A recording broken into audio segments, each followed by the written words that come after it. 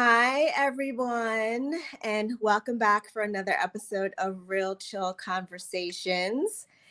You can see me. I'm at a special destination on spring break with the kids, but couldn't miss out on doing an episode of the podcast. So here I am. You see, my lovely background is the wonderful Gulf Coast, It's nice, warm, beautiful. white, sandy beaches. And I'm fresh off the beach, straight to the podcast. How are You you having doing, Dominique? fun? Yeah, we're having a great time. It looks nice. Yeah, it's really nice. White sand, blue waters. It's gorgeous. Mhm. I could live here. I love it. Okay. So tonight we're going to be talking about different parenting styles and how do you handle or how do you manage if your parenting style is different than your partner or the other parent of your child? How do you navigate those conflicts and those differences? Now, we all know that we've all been raised differently. Not everyone was raised the same. Some had parents that were more strict than others. Other people had parents that were very lenient and more on the let's be friends role than I'm your parent and you need to respect me and listen to what I say. So, we're going to talk about that and the differences between you and your significant other if you don't agree and you're not on the same page with parenting. So, I'll start with asking you, Dominique, how was it for you growing up? Did you have strict parents, a strict mom, and a strict dad? Were they on the same page as far as parenting? My stepdad was like, he wasn't that strict, but my mother, she was like over controlling. Yes. So, um, she made sure she had the authority Uh huh. at Yeah, all that's times. that's an But authoritative parent. right, but she was like overboard. She was too much with it. Yeah. Yeah. So I want to say that my growing up, it wasn't necessarily super strict, but there were definitely a lot of rules as far as what we were allowed to do and what we couldn't do. You know, we had to go to bed at a certain time. I remember a few times I tried to stay up late and watch a TV show in my room, and I got in trouble and got my TV taken out of my room just because I snuck and I watched watched a TV show that I wasn't supposed to. But my parents had different approaches when it came to the discipline of my sister and I growing up, and they were very rarely on the same page as far as handling the discipline. My dad was much more, a yeller. He was much more physical discipline with getting a belt, getting a switch, that kind of thing. My mom was more of a, let me tell you what you did wrong. Here's your punishment and your consequence type situation. So, I guess between the two of them, it turned out okay because I'm an okay person, I think. And as far as how I raise my kids, I think that I am someone that puts rules into place and I expect them to follow those rules and I expect them to have respect for me, other adults, because they say it takes a village to raise your children. And it really does. I mean, today's society, we're not as much as a group involved as we were when we were coming up. I know when we were coming up, if the neighbor saw us doing something wrong or another family member saw us doing something wrong, they would correct our behavior and discipline us. But today, it seems like a lot more people are hands off and don't want to get involved when it comes to handling the discipline of I kids. agree. I agree.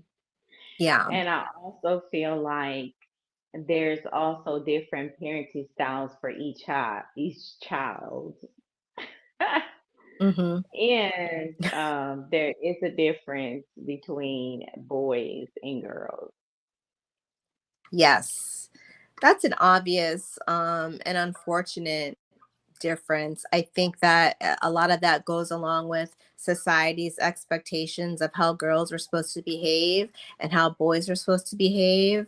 I also feel like boys are allowed to get away with a little bit more than what girls are.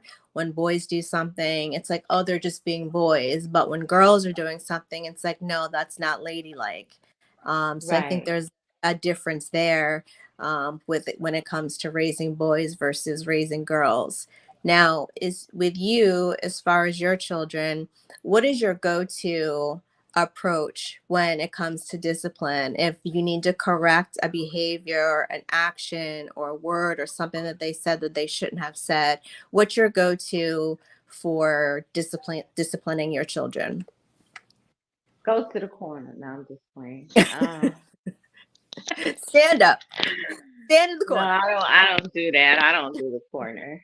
Um, no, I feel, and I don't like the corner. I feel like that's too much, I do because too. kids do get ashamed and they start feeling ashamed I don't Right. like that. Yeah. My go-to is taking electronics. Taking away the devices. Yes, because Yeah. it's something that they like to be on. So, Hmm. but it's kind of crazy nowadays too because we don't do it for long, because we have to that's a way of communicating with our children, especially Right. if working parents. If you're at work most of the time and that's their only line of communication, but they love that phone. Right. So Right. you usually have to take something that, well, as for me, I take something that they like to Yeah. do, or like the game, the Hmm. computer. Right. So with the phone situation, I agree with you on that. But because I need that phone so that I can A, know their location and know where they are at all times, but B, for them to be able to communicate with us and for them, for us to be able to communicate back and forth, what we'll do is adjust the settings and make it so that they're only able to text, that they're not able to play any video games or watch any shows or anything like that. So the use of the phone is very limited, but definitely taking away the electronics, the Oculus, the PlayStation 5, the Xbox, all that goes out the window, and you can't have access to that. So that is definitely a part of the punishment. I don't believe in putting the kids in the corner, making them face the wall, hands behind their back. I just think that that's very, it's You just to make me, them feel shameful. it does. It makes them feel ashamed. And I don't think it really teaches them anything. It doesn't teach them a lesson. It just shows them a feeling of shame. And some people would argue that, okay, well, if they're shamed and they're embarrassed that they had to go through that situation, then that'll teach them the lesson and not have to do it again. And I But you and I have to don't. think about how they're going to grow up, Right. because it's an Absolutely. effect in that, as Yes. well. People Yeah. don't, well, any type of parenting that you have is going to have an effect on your child when they grow up, in their attitude, the way they express themselves. You might have been over controlling that. Guess what? When your kid get older, they don't even want to express themselves to you. Right. You know what I'm saying? I am an example of that. Like, Yeah. I didn't like to express myself. Yeah. I think too, I was in a similar situation. I felt afraid to talk to my parents about anything that was going on, because I felt fear of repercussion. I felt like I would get in trouble if I told them something that was happening. So a lot of times I wouldn't say anything. I definitely remember in high school, it was senior skip day, and I did participate. I skipped school for the day and we went to Great Adventure for the day.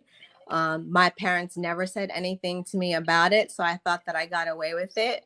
But Mhm. during my trip up to visit a college, my mom brought it to my attention that she got a call from the school that I didn't go to school on senior skip day and I got in trouble.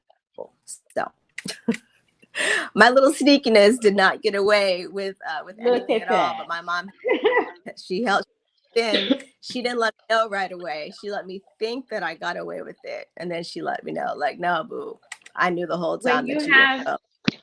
when you have very controlling parents, um, one of the things that I noticed was the coldness and the distance. Like I was, you don't get to be close to your parents.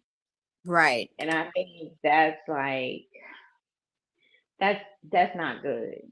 Yeah. Um, you know, my mother didn't really show like warmth to her. Mm-hmm. Maybe you know what I'm saying? So it's Yeah. like it's something that I needed Right. because now that I'm older, when I grew older, well now it's different, but I know like in my 20s and stuff like that, I really wouldn't like to talk about anything. So I pretty much held everything in. Right. Yeah. It's hard to grow up in a household where you don't get empathy and you don't get compassion. It makes your child less likely to communicate with you any issues or anything that they have going on, which is not necessarily a good situation because you want to stay ahead of the situation. If there's anything Exactly. that you can do to prevent them from experiencing something or having negative consequences, of course, you want to do that at the start. But if you put up that roadblock and have them in fear of being able to communicate with you because they're afraid of getting in trouble or repercussions, then that's not necessarily a good thing, to have it all. Because you want to make it clear that you're the parent, and you have the authority to make decisions that you feel are in their best interest and their best behalf. But there are some people that are out there that would much rather be the friend of their child, and they're not into discipline, and there's zero discipline at all. So instead of telling the Very kids, permissive. hey, it's time to go to bed, you guys have school in the morning, they just let them stay up, until whenever. And when the kids are tired and they're struggling trying to make it through the school day, people can't understand why. And it's like, because the parents never told them to go to bed. Yeah. Yeah, very permissive parenting. Do you, I do you, try to do like it's not perfect over here. Let's just say that. But I try not to be too controlling and I try not to be too permissive. right. So I A try to good balance it out. a good balance, I was going to say, is definitely important because you want to be somewhat permissive to allow them some room to be able to make decisions, because they need to start to learn how to make decisions. They need to start to learn how to be independent. And if you don't give them that room to do that, then it makes it difficult and it makes it challenging for them. And they tend to struggle later on in life with the ability to make good decisions. And not just for them, but the parent as well, because now you're putting more stuff on you too, whether, you know, you can now show your child how to be a little bit more independent. So that takes some stress off the parent as well. So it's good to be permissive, not too permissive, Right. but definitely it's good to have some sprinkles of that in there to give the parent a break from having to do so much. Right. What do you think is an example of a parent that's being too strict on a child when it comes to discipline?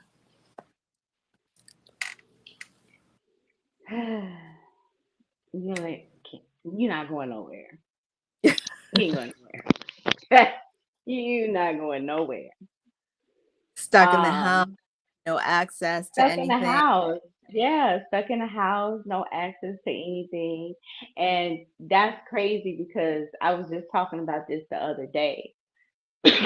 With my daughter, I want her to be able to come to me and Hmm. speak to me. And I remember when I was that age, I couldn't do that because Hmm. I just knew that it's going to be over. Right. So I was scared. Yeah. more. And I think we live in that fear of not telling our parents things and then going behind their back and sneaking and doing it. Because I ain't gonna Hmm. lie, I did some sneaky stuff. Yeah. So that's why I don't want my daughter to do that. So I talk to her and I give her that open communication. Um, Not so much of I'm your friend, Right. I'm your mother, but I Right. want you to be able to trust me and I want you to be able to come to me because I know how I was and it wasn't like that.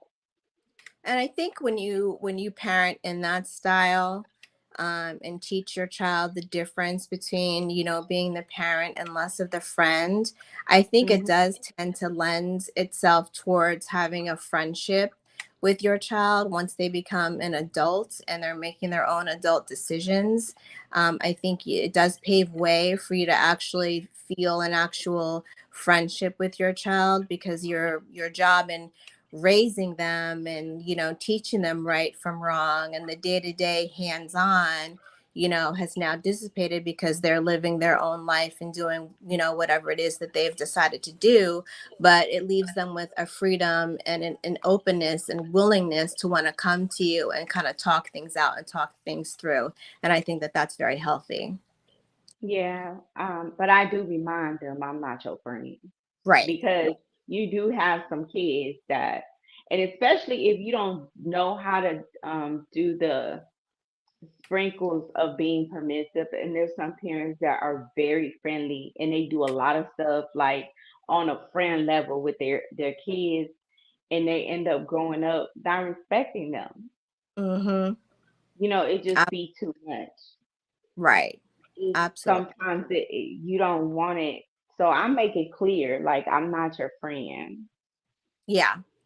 I'm your It, parent, but I love you and I want the best for you, and I'm here to take care of you. So mm, you have to help me with that. right. And that's by coming to me, letting me know the truth.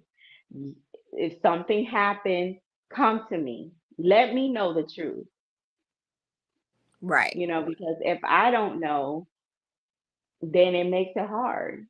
Absolutely. Hmm. Absolutely. Do you have any examples of a situation in which you needed to discipline one of your children and you and your partner were not on the same page with the choice of discipline and how you handled it? Yes. Um, yes. My parenting was like more strict, kind of, you know, than his. Mm-hmm. But we talked about it. I let him know, like, okay, so this is why I want to discipline this way. Mm-hmm. And you have to talk about it.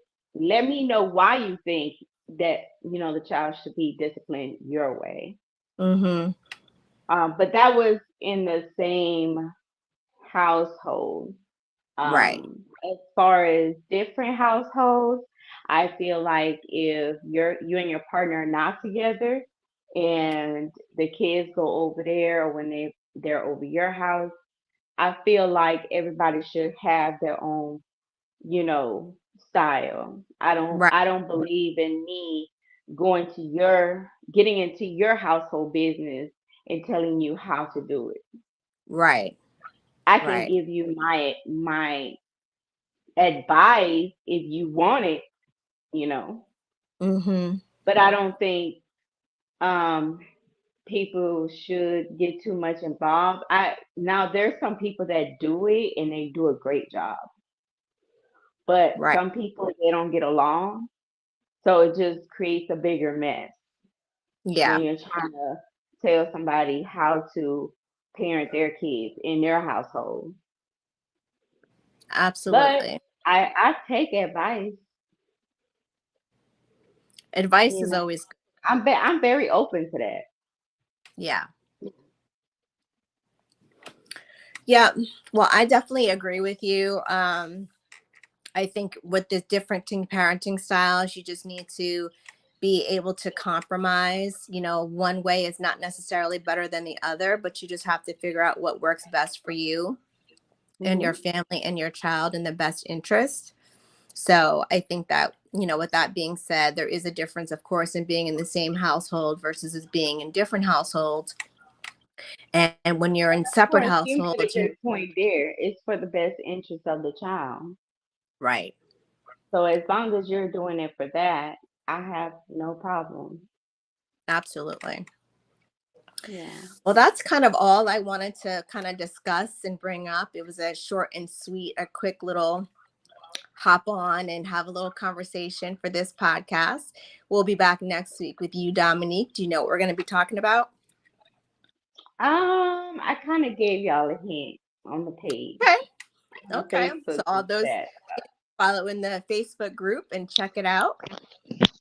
And I'm going to get back to spring break with the Well, kids. have fun. Y'all have a good night and we'll see you next week. Okay. Bye. Bye.